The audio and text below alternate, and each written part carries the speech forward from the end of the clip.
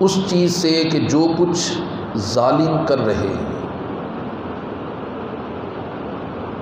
ظالم جو دندناتے پھرتے ہیں اور ظلم و بربریت کی پہاڑ ڈھا رہے ہیں، تو اللہ کو غافل نہ جانو۔ انما یؤخرہم لیوم،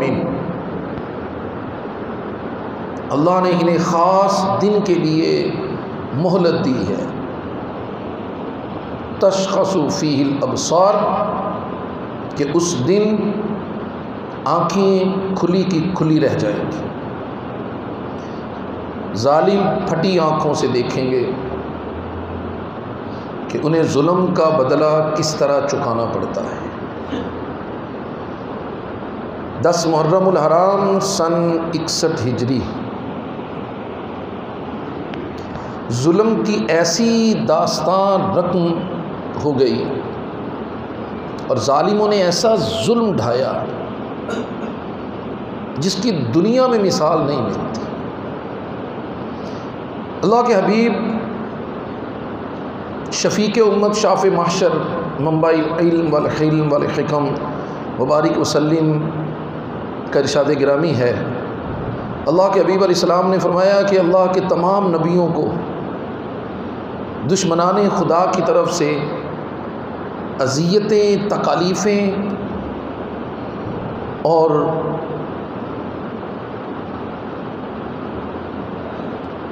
طرح طرح کی اذیتیں دی گئی، ان پر ایک سے بڑھ کے ایک ظلم کیا گیا، بڑے بڑے مظالم ان پر ڈھائے گئے۔ لیکن اللہ کے حبیب علیہ السلام نے ارشاد فرمایا کہ جتنا میں محمد صلی اللہ علیہ وسلم کو پریشان کیا گیا اور جتنا مجھ پر ظلم کیا گیا، جتنی میرے ساتھ زیادتی کی گئی، اللہ کے کسی نبی کو اتنا نہیں ستایا گیا۔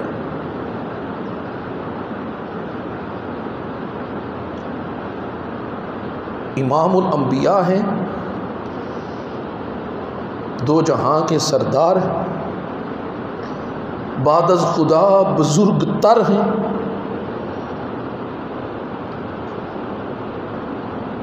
لیکن یہ اللہ کی رضا، اللہ اپنے پیاروں کو آزماتا ہے۔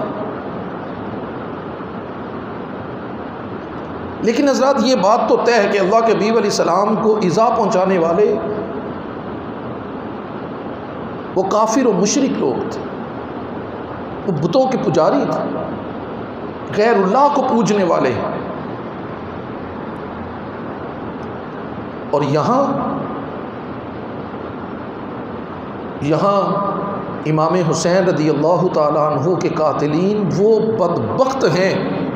جو امام حسین رضی اللہ تعالیٰ عنہ کے نانا کا کلمہ پڑھنے والے،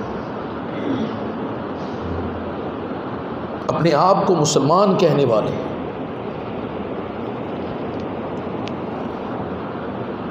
وَلَا تَحْسَبَنَّ اللَّهَ غَافِلًا عَمَّا يَعْمَلُ الظَّالِمُونَ، جو انہوں نے ظلم ڈھانا تھا وہ تو ڈھا دیا، اور اللہ تو ظالموں سے غافل نہیں ہے۔ اللہ ظالم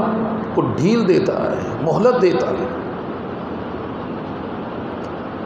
سن 61 ہجری 10 محرم الحرام کا دن تھا، اور امام حسین رضی اللہ تعالیٰ عنہ کی شہادت کے معاً بعد، فوراً بعد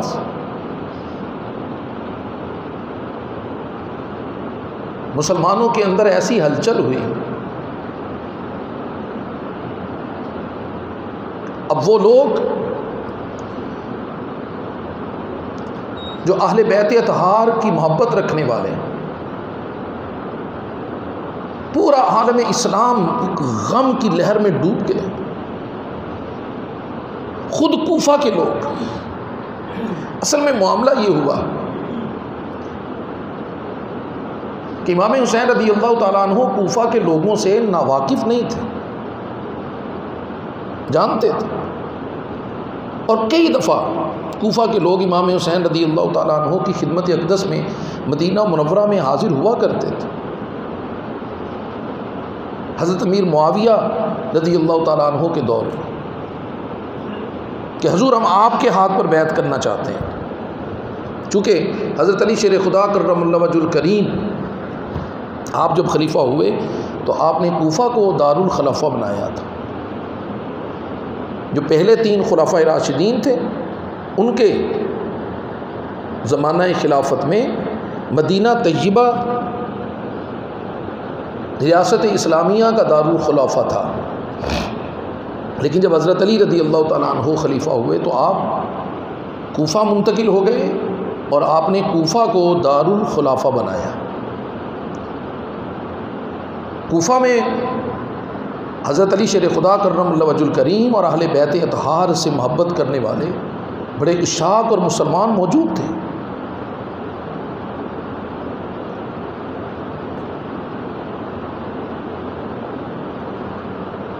امام حسین کی زندگی میں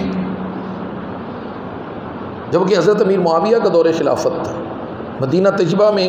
امام حسین رضی اللہ تعالیٰ عنہ رہائش پذیر تھے. جب حضرت امام حسن نے صلح کی حضرت امیر معاویہ سے تو حضرت امام حسن پھر کوفہ سے مدینہ منورہ منتقل ہو گئے تھے. پھر 20 سال حضرت امیر معاویہ کا دور حکومت ہے. امام حسین رضی اللہ تعالیٰ عنہ مدینہ طیبہ میں قیام پذیر ہیں. لیکن حضرت امام حسین رضی اللہ تعالیٰ عنہ کوفہ والوں کی اس دعوت کو اور اس بیعت کو آپ نے ہرگز قبول نہیں فرمایا، اور آپ نے فرمایا کہ چونکہ میرے بھائی حضرت امام حسن نے حضرت امیر معاویہ سے صلح کی ہے اور انہیں حکومت دی ہے تو میں اس صلح کو قائم رکھوں گا. یہ میں پوری ذمہ داری کے ساتھ آپ کی خدمت میں بات عرض کر رہا ہوں. اور وہ لوگ جو حضرت امام حسن کی صلح کو آج نہیں مان رہے اور معاذ اللہ استغفر اللہ ان کی شان اقدس میں گستاخی اور بے ادبی کرتے ہیں اور اس صلح کو ناجائز سمجھتے ہیں، وہ جان لیں کہ وہ حضرت امام حسن اور امام حسین کی راہ پر نہیں ہیں.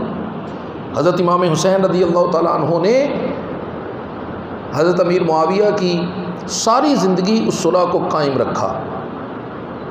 یہاں تک کہ حضرت امیر معاویہ کا وصال ہو گیا اور یہ یزید بدبخت اس نے سلطنت سنبھال لی، تخت نشین ہو گیا، اور پھر اس کی ظلم کی داستانیں، پھر اس کا فسق و فجور اور اس کی خلاف شریعت امور، جب یہ سب کچھ اقوام عالم اپنی نظروں سے دیکھ رہے تھے تو پھر کوفہ کے لوگ جب انہیں خبر ہوئی کہ حضرت امام حسین رضی اللہ تعالیٰ عنہ نے یزید کی بیعت کرنے سے انکار کر دیا اور آپ مدینہ منورہ سے مکہ مکرمہ تشریف لے گئے، تو پھر انہوں نے حضرت امام حسین رضی اللہ تعالیٰ عنہ کو دعوت دی کہ آپ آئیے، ہمارے پاس امام نہیں ہے، ہم آپ کے ہاتھ پر بیعت کریں گے اور یزید کے خلاف اٹھیں گے.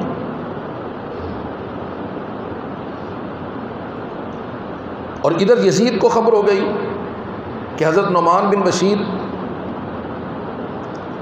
امام حسین کے سفیر جو مسلم بن عقیل ہیں ان کے ساتھ کوئی سختی کا معاملہ نہیں کر رہے، تو اس بدبخت ظالم نے انہیں معذور کر دیا اور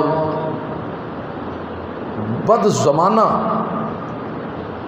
بدنام زمانہ شخص، قصاب اور بڑا ظالم شخص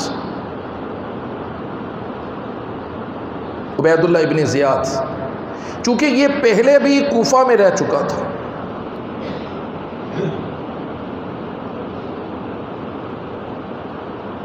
کوفہ میں چونکہ حضرت علی رضی اللہ تعالیٰ عنہ کے محبین تھے تو حضرت امیر معاویہ کے دور میں بھی یہ کوفہ رہ چکا تھا، اور اس نے کوفہ والوں پر بڑی سختیاں کی تھی. کوفہ والے اسے جانتے تھے، اگر یہ دن کی روشنی میں کوفہ میں داخل ہوتا تو لوگ اسے داخل ہونے ہی نہ دیتے اور اسے مار دیا جاتا. یہ بڑا شاطر اور چلاک آدمی تھا. چونکہ کوفہ میں حضرت امام حسین کے آنے کی خبریں تھیں تو یہ بدبخت رات کے وقت میں حجازی لباس میں اور اس راستے سے داخل ہوا جو مکہ مکرمہ سے کوفہ میں داخل ہوتا ہے. تو لوگوں نے سمجھا کہ حضرت حسین آ گئے، لوگ حضرت حسین سمجھ کر اس کے نعرے لگانے لگے، اس کے ہاتھ پاؤں چومنے لگے، اور یہ اسی جم گھٹے میں، اور یہ خاموش رہا، آگے سے کوفہ کے دارالعمارہ پہنچ گیا. اور جب یہ گورنر ہاؤس میں داخل ہو گیا اپنے سپاہیوں کے ساتھ، اور وہ بڑے بڑے جو کوفہ کے سردار تھے اور قبیلوں کے، وہ سارے حضرت امام حسین سمجھ کر وہ سب جب دربار میں داخل ہو گئے، تو پھر اس بدبخت نے دربار کو، دارالمارا کو بند کروا دیا، اور پھر اس نے اپنا آپ ظاہر کیا، اور پھر جان سے مار دینے کی دھمکی دی، اور ان سرداروں سے کہا کہ تم لوگوں سے کہو، اپنے قبیلے کے لوگوں سے، کہ حضرت امام حسین کا ساتھ چھوڑ دیں وگرنہ تمہیں قتل کر دیا جائے گا۔ تو ایسے حالات ہو گئے، گھروں سے نکلنا لوگوں کو بند کر دیا گیا، اور ایک جگہ سے دوسری جگہ جو شخص منتقل ہو اسے قتل کر دینے کا حکم جاری ہو گیا۔ اب یہاں آ کر کے لوگوں نے بزدلی دکھائی اور امام حسین رضی اللہ تعالیٰ عنہ کی ذات اقدس سے بے وفائی کی اور آپ کا ساتھ چھوڑ دیا، نتیجتاً آپ کی شہادت ہو گئی۔ لیکن آپ کی شہادت کا جو لوگوں کے دلوں میں روگ تھا اور پشیمانی تھی، بھلا وہ کسی لوگوں کو چین سے کیسے بیٹھنے دے سکتی تھی۔ پھر کوفہ کے ایک بڑے ذی وقار شخص سلیمان نامی، جو دل میں محبت اہل بیت رکھتے تھے اور کوفہ والوں کے اس کردار پر وہ پشیمان تھے، پھر انہوں نے لوگوں کو جمع کرنا شروع کیا، اور ان دنوں مختار بن عبید ثقفی، یہ ایک بڑا شاطر اور بغض اہل بیت رکھنے والا شخص تھا۔ آج روافض صرف اس وجہ سے کہ اس نے قاتلین امام حسین سے قتال کیا اور ایک ایک کو چن چن کر مارا، اس میں شک نہیں کہ کام اس نے بہت اچھا کیا، لیکن طبی طور پر یہ حضرت علی رضی اللہ تعالیٰ عنہ کے زمانے میں یہ حضرت علی کے ساتھ بغض رکھنے والا شخص تھا، جھوٹا شخص تھا، کذاب تھا، اور اسی نے حضرت محمد بن عمار بن یاسر کو قتل کروایا تھا۔ بدایہ والنہایہ میں امام ابن کثیر نے لکھا، اور تمام محدثین نے اس کو کذاب کہا۔ حضرت اسماء بنت ابی بکر رضی اللہ تعالی عنہا، جب حجاج بن یوسف نے حضرت اسماء بنت ابو بکر کے بیٹے کو قتل کر دیا، تو آپ نے اس وقت فرمایا تھا کہ میں نے اللہ کے حبیب علیہ الصلوۃ، اور یہ صحیح مسلم کی روایت ہے، میں نے اللہ کے حبیب علیہ الصلوۃ والسلام سے سنا تھا، جان جوانا صلی اللہ علیہ وسلم نے فرمایا ان ثقیفۃ کذاب، قبیلہ بنو ثقیف میں دو شخص ہوں گے، ایک کذاب ہوگا اور ایک ظالم ہوگا۔ آپ نے فرمایا کذاب کو تو ہم نے جان لیا، اور وہ مختار ثقفی تھا، جھوٹا تھا، کذاب تھا۔ اور حجاج بن یوسف سے فرمایا جو ظالم ہے وہ تو ہے۔ محمد بن عمار بن یاسر کو مختار ثقفی نے صرف اس وجہ سے قتل کروا دیا تھا کہ یہ بدبخت چاہتا تھا کہ کوئی اپنے باپ کی نسبت تم روایت نبی علیہ الصلوۃ والسلام کی من گڑت جھوٹی روایت کرو میری طرف منسوب کر کے، جس میں میری عظمت ہو، جس میں مجھے تقویت ملے، تو آپ نے انکار فرمایا، اس لیے کہ یہ کیسے ممکن تھا کہ نبی علیہ الصلوۃ والسلام کی طرف معاذ اللہ حضرت عمار بن یاسر کے صاحبزادے حضرت محمد بن عمار جھوٹ منسوب کرتے، تو اس بدبخت نے انہیں قتل کروا دیا تھا۔ لیکن اس زمانہ میں، اور یہ حکومت کا بڑا خواہش مند تھا، اقتدار پر آنے کے لیے یہ حیل و حجت کرتا رہتا تھا، اور اسی وجہ سے یہ ان دنوں قید میں تھا جب امام حسین رضی اللہ تعالیٰ عنہ کی شہادت ہوئی۔ تو آپ کی شہادت کے بعد سلیمان جو کوفہ میں تھے، انہوں نے لوگوں کو جمع کیا اور لوگوں کو بتایا کہ ہم سے کتنا بڑا ظلم ہو گیا، کتنی بڑی زیادتی ہو گئی، امام حسین رضی اللہ تعالیٰ عنہ کو شہید کر دیا گیا اور قاتلین حسین دندناتے پھرتے ہیں اور ہم خاموش ہیں اور ہم زندہ ہیں۔ تو حضرت امام حسین رضی اللہ تعالیٰ عنہ پر ہونے والے ظلم کے خلاف سب سے پہلے سلمان کھڑے ہوئے، کوفہ سے تقریباً 4000 لوگ ان کے ساتھ ان کے لشکر میں جمع ہوئے اور انہوں نے ابن زیاد کے خلاف چڑھائی کی. لیکن ظاہر ہے کم لوگ تھے، تعداد میں کم تھے اور جانتے تھے کہ انجام کیا ہوگا. لیکن وہ برملا لوگ کہہ رہے تھے کہ اگرچہ ہم امام حسین کے ظلم کا بدلہ نہ لے سکے لیکن اب ہمیں زندہ رہنے کا کوئی حق نہیں ہے. وہ ابن زیاد کے ساتھ لڑے اور سب شہید ہو گئے. اس وقت مختار ثقفی نے قید خانے سے پیغام بھجوایا سلیمان کو کہ آپ میرا آنے کا انتظار کرو اور میں آپ لوگوں کے ساتھ مل کر تحریک چلاؤں گا. یہ بہت غضب کا خطیب بھی تھا، لوگوں کے جذبات سے کھیلنا جانتا تھا. لیکن انہوں نے اس پر اعتماد نہیں کیا کہ تو خود کذاب اور جھوٹا شخص ہے، نہ جانے تیرا سیاسی مقصد کیا ہو اور تو امام حسین کی شہادت کا نام لے کر نہ جانے تو آگے سے کون سی چال چلے. تو انہوں نے اس پر اعتماد نہیں کیا. ہر صورت جب یہ قید سے رہا ہوا اور رہا بھی اس طرح ہوا کہ ابن زیاد جو تھا اس نے مختار ثقفی کو قید خانے سے نکالا اور کہا کہ اس کو میرے سامنے قتل کر دو، اس کی گردن مار دو. حضرت عبداللہ ابن عمر جو مکہ مکرمہ تھے انہیں خبر ہوئی کہ زیاد جو ہے یہ ابن زیاد یہ مختار ثقفی کو قتل کروانا چاہتا، تو انہوں نے یزید کو سفارش کی. یزید چونکہ پہلے ہی شہادت حسین کی وجہ سے مروب بھی تھا اور اپنے کیے پر پچھتا بھی رہا تھا، اور یہ پچھتانا اس وجہ سے نہیں تھا کہ یہ میں نے کیوں کیا، بلکہ اس وجہ سے تھا کہ اب ہر طرف سے اس کے خلاف اعلان بغاوت ہو رہا تھا. خود شام کے لوگ جو تھے اس کے خلاف اٹھ کھڑے ہوئے تھے. جب حضرت امام زین العابدین نے امام حسین کی شہادت کے بعد ان کو دمشق بھیجا گیا اور آپ نے دمشق کی جامع مسجد میں جب خطبہ دیا تو دوران خطبہ اس نے مؤذن کو اشارہ کیا، اس لیے کہ آپ نے جب امام زین العابدین نے جب لوگوں کے اندر واعظ کیا اور خطابت تو ان کے گھر کی لونڈی تھی، اور جب اہل بیت اطہار کی عظمت کا انہوں نے بیان کیا اور اہل بیت اطہار پر ہونے والے مظالم کا جب انہوں نے تذکرہ چھیڑا، لوگ دھاڑے مار کے رونے لگے. قریب تھا کہ لوگ اٹھ کھڑے ہوتے تو یزید نے مؤذن کو اشارہ کیا اور دوران خطبہ ہی مؤذن نے اذان شروع کر دی. تو یزید اس وجہ سے مرغوب تھا، اس نے حضرت عبداللہ ابن عمر کی سفارش کو قبول کیا اور ابن زیاد کے نام خط لکھا، غلام خادم کو دوڑایا کہ اسے چھوڑ دیا جائے. این اس وقت کے جب جلاد مختار ثقفی کو قتل کرنے لگا تھا تو یزید کا وہ حکم نامہ پہنچ گیا. اب ابن زیاد مجبور ہو گیا، اس نے چھوڑ تو دیا لیکن اس نے کہا کہ اب تم کوفہ میں مجھے نظر نہ آؤ. یہ جیسے ہی نکلا پھر اس نے اہل بیت اطہار کی محبت کا نام لیا. امام حسین پر ہونے والے مظالم کو جب امت کے سامنے رکھا،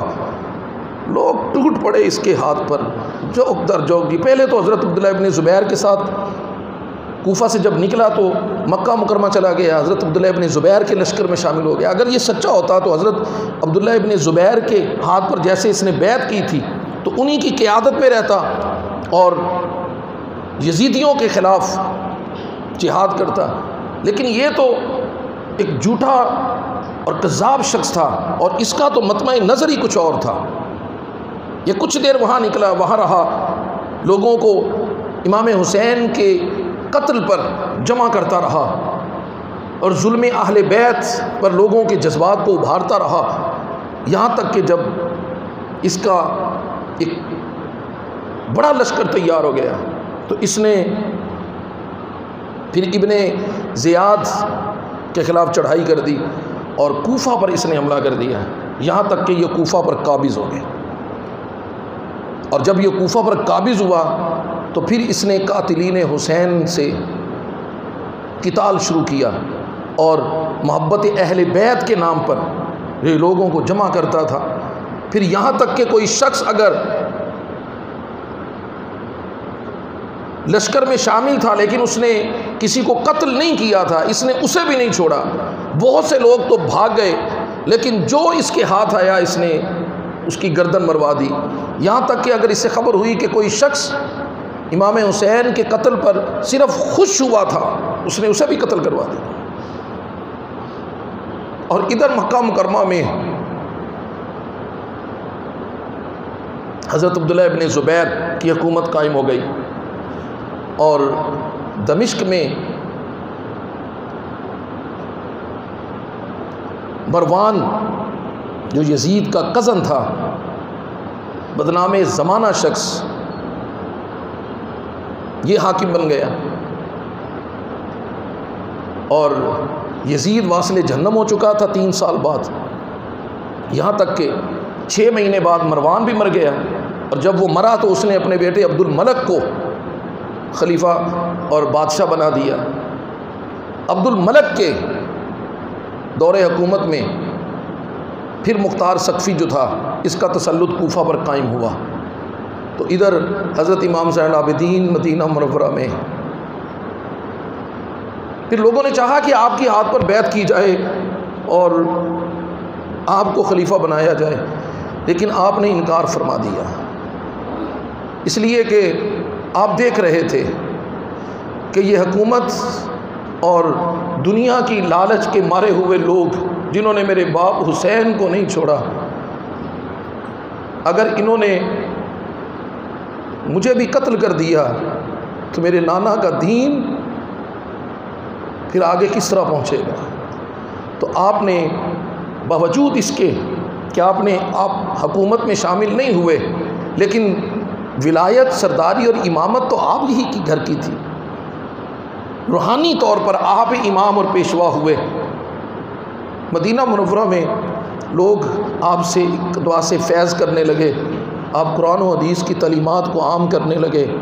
لیکن آپ بن ہاتھ سے پوچھا کرتے تھے کہ حرملہ کی کوئی خبر آئی ہو تو بتاؤ، چونکہ خبریں آ رہی تھی کہ قاتلین حسین کو چن چن کر مارا جا رہا ہے۔ اور ایک دن منہاس نے پوچھ لیا، عرض کیا کہ حضور آپ حرملہ کا بہت پوچھتے ہیں، تو امام زین العابدین رو پڑے۔ آپ نے فرمایا یہ وہ ظالم ہے، وہ بدبخت ہے کہ جب امام حسین رضی اللہ تعالیٰ عنہ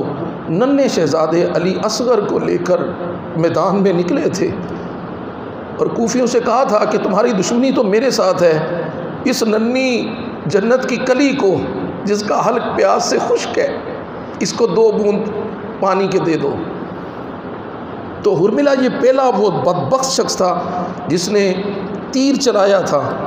اور اس نے کہا تھا کہ کہیں ایسا نہ ہو کہ امام حسین رضی اللہ تعالیٰ عنہ کے اس خطاب پر اور اس واعظ پر لشکر میں ہلچل مچ جائے اور لشکر میں امام حسین کے حامی اٹھ کھڑے ہوں، کہیں ایسا نہ ہو، تو اس نے معاً تیر چلا کر حضرت شہزادہ علی اصغر کو شہید کر دیا، اور وہ آپ کے حلق سے پار ہو گیا تیر، اور امام حسین رضی اللہ تعالیٰ عنہ کے ہاتھ مبارک میں تھے شہزادہ، وہ ہاتھ مبارک خون سے بھر گئے، تو آپ نے یوں ہاتھوں کو آسمانوں کی طرف کیا اور کہا مولا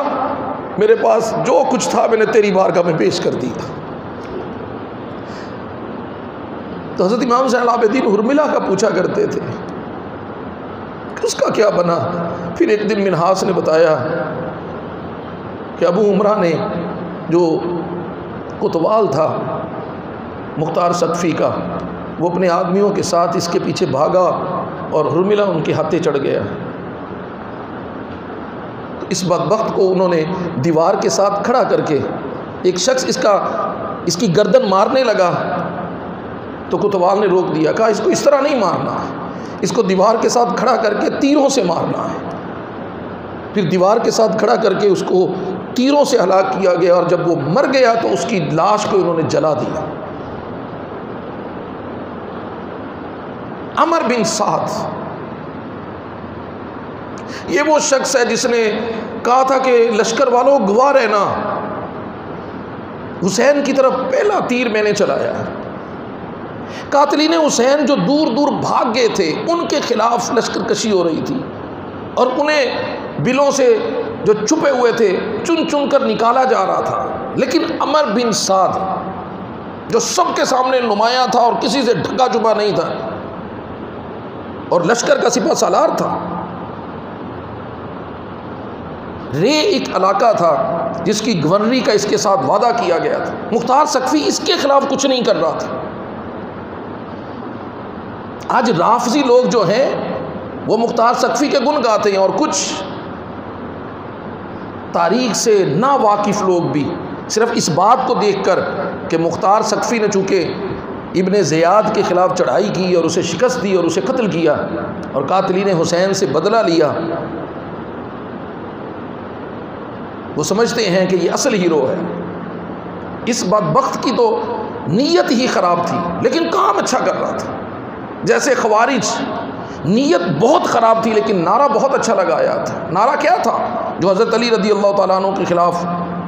نکلے تھے اور انہوں نے خروج کیا تھا، ان الحکم الا للہ، انہوں نے کہا تھا حکم صرف اللہ کا ہوگا۔ نعرہ بہت اچھا تھا لیکن نیت بہت بری تھی۔ تو یہ عمر بن سعد کوفہ میں ہی تھا اور اس کا بیٹا حفص جو تھا یہ مختار کے پاس آیا جایا کرتا تھا اور مختار کے ساتھ بیٹھتا تھا، یہ اس کے خلاف کچھ نہیں کر رہا تھا، اور لوگوں کے اندر یہ چیمگوئیاں ہونے لگی کہ یہ مختار کیا کر رہا ہے، جو سب سے بڑا مجرم ہے، جو اس وقت لشکر کا سپہ سالار تھا، جس نے اعلانیہ امام حسین کے ساتھ جنگ شروع کی تھی، اس کو کچھ نہیں کہہ رہا اور اس کے بیٹے کو اپنے ساتھ بٹھاتا ہے۔ جب اس نے لوگوں کے اندر اس طرح کی چیمگوئیاں دیکھی اور دیکھا کہ یہ تو سارا ماحول میرے خلاف ہو جائے گا، تو پھر اس نے عمر بن سعد کو بلاوا بھیجا اور لوگوں نے بتایا کہ اب حالات بدل گئے ہیں، تم اپنا سامان کرو، مختار تمہیں قتل کر دے گا۔ تو عمر بن سعد نے کہا نہیں، مختار مجھے قتل نہیں کر سکتا،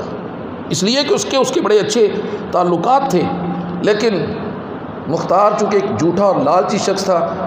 اور یہ جو کچھ کر رہا تھا امام حسین اور اہل بیت اطہار کا نام جھوٹ پر مبنی لے رہا تھا۔ حضرات آج بھی لوگ حسین محمد و آل محمد کی محبت کا جھوٹا نام جپتے ہیں، معاذ اللہ استغفر اللہ، اور دنیا دیکھ رہی ہے کہ ان کے حلق سے اوپر کچھ اور ہے اور دل میں کچھ اور ہے۔ یہ امت میں تفرقہ چاہتے ہیں، یہ امت میں انتشار چاہتے ہیں، یہ رسول اللہ صلی اللہ علیہ وسلم کی تعلیمات اور حضور کے اصحاب کو معاذ اللہ استغفر اللہ یہ ختم کرنا چاہتے ہیں، اور جھوٹ محمد و آل محمد کی محبت کا نام لیتے ہیں۔ تو مختار بھی اسی طرح تھا۔ پھر اس نے اپنی ساکھ باقی رکھنے کے لیے اس نے عمر کو بلاوا بھیجا، وہ خود نہیں آیا تو حفص کو بھیج دیا، حفص تو ویسے ہی اس کے ساتھ آتا جاتا تھا۔ تو اس نے پوچھا کہ عمر نہیں آیا، تو کہا جی اب وہ گوشہ نشین ہو گیا، اب وہ نہیں نکلتا۔ تو یہ لوگوں کو دکھانے کے لیے اس نے کہا کہ اب گوشہ نشین ہو گیا، اس وقت کیوں نہیں ہوا جب امام حسین کے خلاف قتال ہو رہا تھا، یہ اس وقت کیوں لشکر کا سپہ سالار بنا، اور کہاں ہے رے کی اس کی گورنری، اور اب کیوں گوشہ نشین ہو گیا؟ اس نے سپاہیوں کو بھیجا، وہ اس کا سر کاٹ کر لے آئے، اور عمر بن سعد کا سر جب دربار میں آیا تو مختار نے حفص سے پوچھا کہ پہچانتے ہو؟ اس نے کہا ہاں۔ اس نے انا للہ پڑھا، کہا یہ میرے باپ عمر کا سر ہے اور اس کے بعد میری زندگی کا مزہ ختم ہو گیا۔ تو یہ اپنی دھاک بٹھانے کے لیے اس نے کہا کہ اب تمہیں زندہ رہنا بھی نہیں چاہیے، اس نے اسے بھی قتل کر دیا۔ اور پھر روایت میں ہے کہ حضرت عبداللہ بن زبیر کی طرف مکہ مکرمہ میں یا مدینہ منورہ میں حضرت محمد بن حنفیہ جو امام حسین کے بھائی تھے حضرت علی کی دوسری زوجہ سے، ان کی طرف بھیج دیا، اور ایک روایت ہے کہ حضرت امام زین العابدین کی طرف اس نے بھیج دیا، اور امام زین العابدین کے پاس جب یہ عمر بن سعد کا سر پہنچا تو آپ نے دیکھا تک نہیں، اور اس نے کہا کہ اگر میں قریش کے سارے لوگوں کو بھی قتل کر دوں تو حسین کے قتل کا بدلہ نہیں ہو سکتا۔ عمر کا جو سر ہے یہ حسین کا بدلہ ہو گیا، اور اس کے بیٹے حفص کا جو سر ہے وہ علی اکبر کے سر کا بدلہ ہو گیا، لیکن یہ دونوں ان کے برابر نہیں ہو سکتے۔ حضرات آپ سوچتے ہوں گے کہ قاتلین حسین کو اس طرح چن چن کر مارنے والا اور لوگ اس کو آج ہیرو سمجھ رہے ہیں، اور آپ نے شاید اس کے متعلق کچھ اور طرح کے خیالات دل میں بٹھائے ہوں، لیکن میں آپ کی خدمت میں عرض کرنا چاہتا ہوں کہ اس نے جب قاتلین حسین کو اس نے ان کے انجام تک پہنچایا اور لوگ اس کے ہاتھ پر جوک در جوک بیعت کرنے لگے، تو پھر اس نے اعلان نبوت کر دیا۔ اس نے کہنا شروع کر دیا کہ میرے پاس جبریل آنے لگے، معاذ اللہ استغفر اللہ، اور پھر اس کا جو کذب تھا اور حضور صلی اللہ علیہ وسلم کی وہ جو پیشین گوئی تھی، حضور نے فرمایا تھا اِنَّ فِي ثَقِيفَةٍ كَذَّابٌ، قبیلہ بنو ثقیف میں ایک کذاب پیدا ہوگا، اور وہ قبیلہ بنو ثقیف میں مختار ثقفی تھا جو کذاب تھا، جس نے اعلان نبوت کیا۔ اور پھر حضرت مصعب بن زبیر انہوں نے آپ کے خلاف، مختار ثقفی کے خلاف پھر انہوں نے چڑھائی کی اور اس کا سر کاٹ کر حضرت مصعب بن زبیر کے سامنے پیش کیا گیا، پھر یہ واصل جہنم ہوا۔ حضرت عبداللہ بن عباس رضی اللہ تعالیٰ عنہ حدیث کے راوی ہیں، ترمذی شریف کی روایت ہے،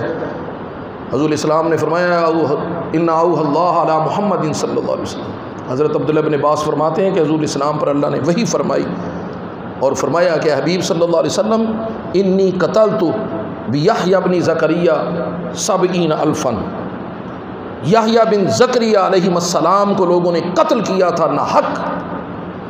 تو ان کے بدلے میں اللہ تبارک و تعالیٰ فرماتے ہیں میں نے 70,000 لوگوں کو قتل کیا، اور انی قاتل بابن بنتک یا محمد صلی اللہ علیہ وسلم، اے حبیب تمہارے نواسے تمہاری بیٹی کے شہزادے کے قتل میں انی قاتل 70,000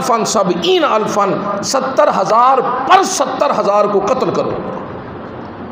1,40,000 لوگ امام حسین کے قتل میں مارے گئے۔ امام حسین رضی اللہ تعالی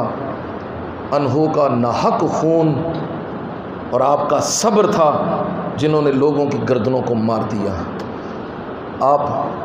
ان کے مظالم کو دیکھیں اور پھر ان کا انجام اب تاریخ میں مطالعہ کریں تو ایک ایک شخص کا انجام کتوں کی موت مرے یہ لوگ۔ شمر ملعون کا سر کاٹ کر مختار ثقفی کے سامنے پیش کیا گیا اور اس کے ننگے بدن کو رات کے اندھیرے میں کتوں کے لیے چھوڑ دیا گیا۔